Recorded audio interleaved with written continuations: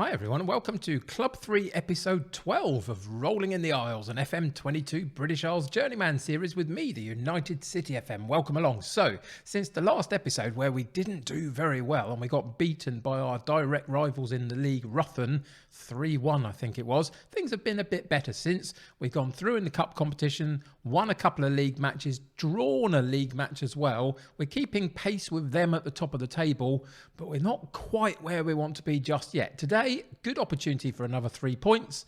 Let's see if we can take it.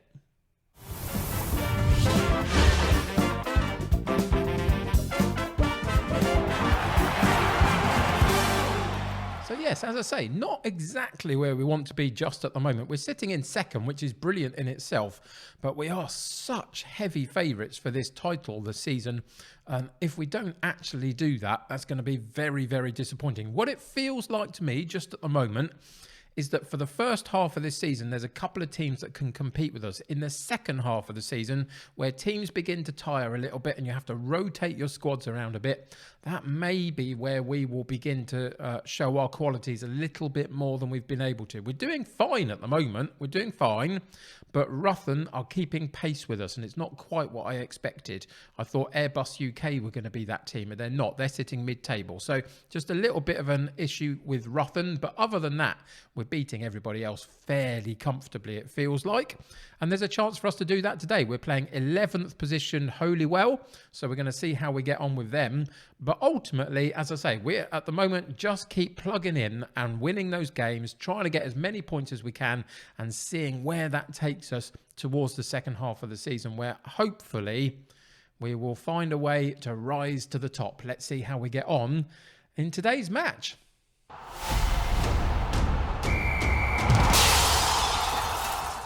So because we've had a recent cup game and it enabled me to rotate the side completely because we were playing quite a low-level team, it means that more people have been involved this season. You can see some of these big average ratings, like the 8.4 Tom Pennock got when he was in goal for us in that cup competition, was because we played very well on that particular day against a very low-level opposition. So that's why some of those have got very, very high ratings that are sitting on the bench. But they're getting involved a little bit more, which is good. A few more substitutions being changed in and out, and a couple of players being rested here and there, which is fine. All that means that for today, we do revert back to what is basically our number one starting lineup, though, to continue to try and get these points in the division, in the league itself. So, against Holywell, the 11th place side in the league, as I say, off the back of a couple of wins and a draw in the league ourselves, we go with Coughlin in goal, George at right back, Gammond at left back, Grogan and Davies in central defence, Scott and Woodford in central midfield, Jackson on the right, Evans on the left, and Jones and Johnson up top, with a bench of Bailey, Thompson, Jones, Bullock, Lake and Spruce. So let's get into today's game and see what happens.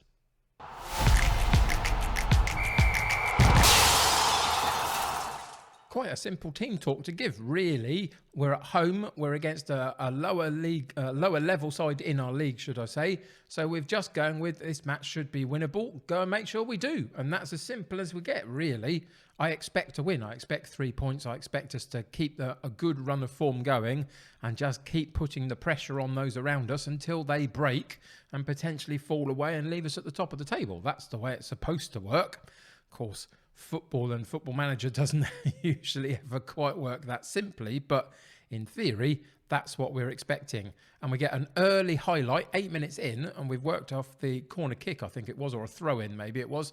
I can't even remember what that was now, but it was Johnson on the end of it anyway, and that's all that really matters. Our young goal scorer, the 16, 17-year-old that we brought into the first team this time round because he's so good compared to all of the rest of our squad, and he's really demonstrating that. A good ball in from Jackson on the right-hand side. Good sweeping cross round the side of a defender to use as that opportunity to curl the ball in, and on the end of it was the rising head of Johnson, and he puts it past the goalkeeper. Early highlight straight off kickoff for Holywell, though, so who knows what's coming here. And we take the ball from them. Do we get another opportunity very, very early on after scoring our first goal? It's now 9 minutes on the clock, so you can see we haven't moved on at all. Straight off kickoff, we're building up a very nice attack from the back. Davis moves into midfield from defence, over the top, and Woodford straight one-on-one with the goalkeeper.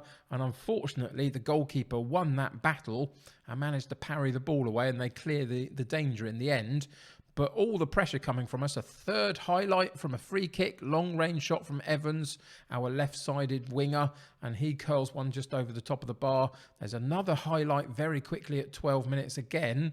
And again, it was Holywell that started with the ball, but we've taken it off them. All the pressure coming from us at the moment, which is really what we need to see. The last episode was so disappointing. To lose to Ruthen at the top of the table really gave them something to fight for the remainder of this season, didn't it really, rather than putting them in their place early. But we are putting Holywell in their place very early in this match. Another good build-up, specifically down the right-hand side again.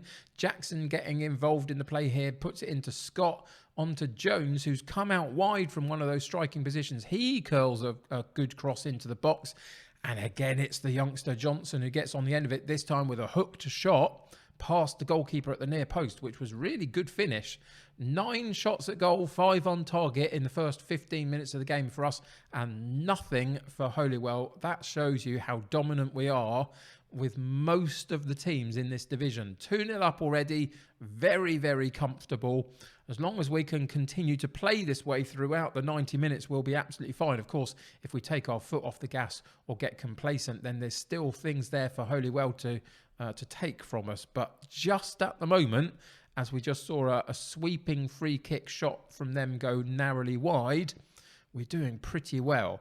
38 minutes on the clock, so time is ticking by in this first half. We get another highlight. We lose the ball. Having cleared it from the defence, they pick it up in their midfield and they come back at us. And there's a good through ball past the fullback, and that takes the goalkeeper to stand up straight and tall and eventually parry the ball away. So they did get through then, and they've got a corner kick from it. So putting on a little bit of pressure just in the last few minutes of this first half. Header from the corner goes over the top of the bar though, so we can cope with that one. That's fine. And it looks like we're going to get one more opportunity at the end of this first half. Couple of minutes left, and we pick up the ball in midfield, drop it back into defence, and draw them out a little bit, then go over the top. And Johnson with a first half hat-trick. Simple stuff, really. The defender at the back, I think it was probably Davies, had the ball, decided it was Grogan off to Davies, and then he had the ball in plenty of space at the halfway line, dinks the ball over the top of the defence, who get caught underneath it. Johnson spins round behind the defender, gets on the end of it, and slots it underneath the encroaching goalkeeper for 3-0. 3 goals for him in the first half, and he is an absolute superstar. I think the only possible way we keep him past this season is if we get promoted to that top flight, because if we don't, some of those bigger teams up in that division will be sniffing around him, I would imagine, because he is sensational at the age that he is. So we can go outstretched arms as a gesture in the team talk at half-time. Happy with the number of shots on target so far. Keep it up. It's been one of our downfalls at times, is that we've created an awful lot of chances and not necessarily converted as many as we should. Today, even so, I think we could do slightly better. We've had 13 shots at goal, 7 on target. If we were up at like 9 out of the 13 on target, I'd be really happy with that. But we're 3-0 up, can't complain about it. Again, it's Holywell on the ball, and they drop it out to their right fullback. So they dropped it deep on the halfway line for us to try and draw us out a little bit, but we're keeping our shape quite nicely. They're keeping the ball at the back under no pressure until they get into midfield. Then you'd hope that we'd find a way, but we didn't really. They worked it through the lines very, very well, and they did get a long-range shot away. It drifted away from the near post and out for a goal kick, but even so, there was just a little bit of a moment there where our team opened up for them, and that's the sort of thing that we need to guard against in this second half. It's all well and good that we'll probably win this game now. We've got half an hour to play with 3 up. but I don't want it to become tight because we lose a silly goal and then they get back in us. And that's exactly what's happened. That's the curse of the commentator for you.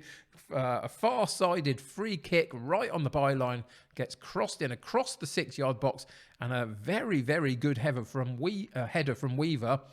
Pretty much uncontested, which is the disappointing thing. But with 20 minutes to go, they have a little bit of a lifeline. We're now going to make a couple of personnel changes and see if we can see this game out with little to no problems. But just at the moment, it's got that feel about it that if we're not careful, they could come back in. So we're going to take Evans out of that left-hand side, and we're going to put Bullock in there. We're going to take Woodford out of the midfield and put Thompson in. We're going to make a change at the back. And again, my left fullback is a bit of an issue for us. Either Gammond or Bailey haven't really been playing particularly magnificently well there. Again, Gammond with a 6.6 average rating out of 10. We're going to bring Bailey back in again and see if he can see out the game and potentially produce something better for us. But it is a little bit of a problem position. It's one of the areas that I would definitely be looking at in the January window if I could, to maybe loan somebody in to play that role, because those two players haven't totally done it for me just yet. But we'll see what happens when we get to January. We're sitting early November at the moment, so a few more games to play, then maybe we can tap into that. But time is ticking by here with no incident after that goal that we conceded from Holywell. And so we've reached the full-time whistle. That came around really quickly. No more highlights. We managed to make our personnel changes, stifle the game enough. We ended with 17 shots a goal, 8 on target for a 1.4 XG rating, the expected goals. 51% of the possession. So possession was very even, but we did more with ours. And we came away with 3 very good goals in that first half from Johnson, who is playing brilliantly for us. Got a 9.5 out of 10 for the average rating in that game. But he was very well supported by a few other members of our team. And we get 3 very good points.